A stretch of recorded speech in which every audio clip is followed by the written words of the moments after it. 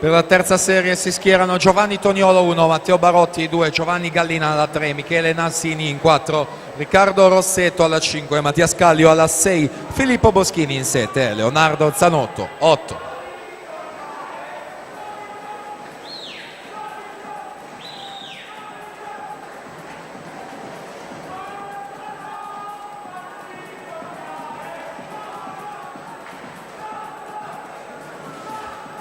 Nicolò Locastro 29,06, passaggio in 50 metri.